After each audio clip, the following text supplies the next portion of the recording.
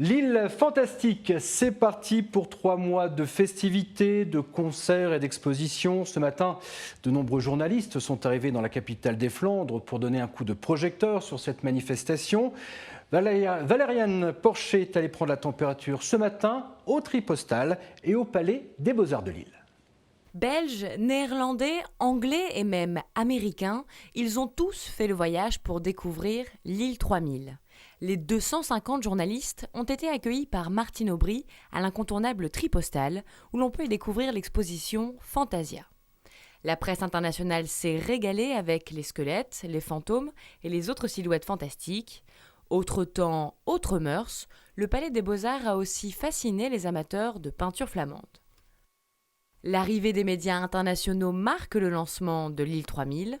Le début des festivités commence ce soir à 19h avec l'éclairage de la Rambla et se poursuivra jusqu'à dimanche soir à travers toute la métropole.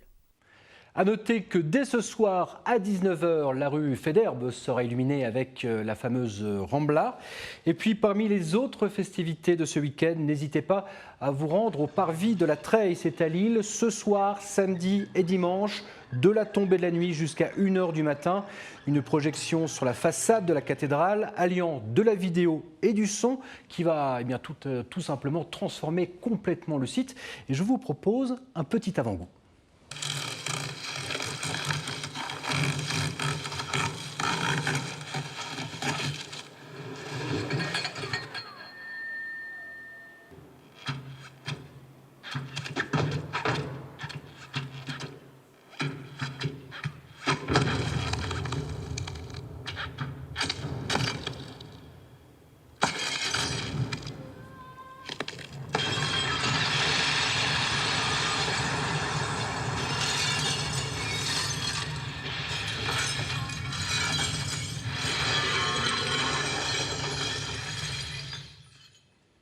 Quant à la parade de l'île fantastique, la parade d'ouverture, elle partira donc demain samedi à 20h du Quai du Vau pour rejoindre la place François Mitterrand à Euralille.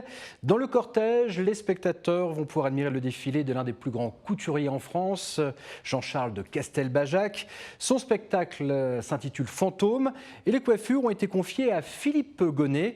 Nicolas Delbecq est allé rencontrer justement ce coiffeur lillois en plein préparatif.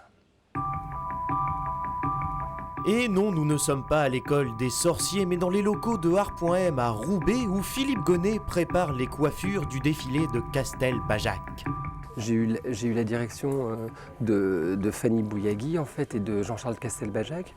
Donc je les ai rencontrés et ils bossent ensemble. Et donc à partir de ce truc-là, j'ai dû moi amener ma touche, mais avoir ma version de leurs deux, parce qu'ils ont deux univers quand même bien différents. Fanny a quand même son univers, Jean-Charles de Castelbajac aussi. Je suis pas un troisième univers. C'est juste, je veux dire, je viens travailler sur entre guillemets un accessoire dans le défilé, sur la coiffure.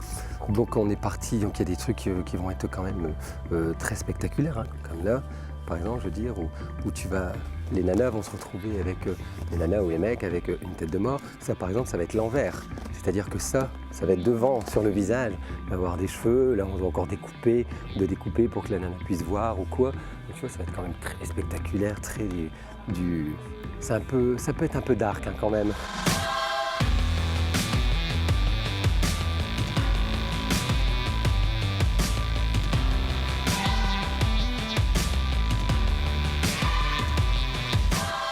Et comment on se sent à 24 heures du défilé ?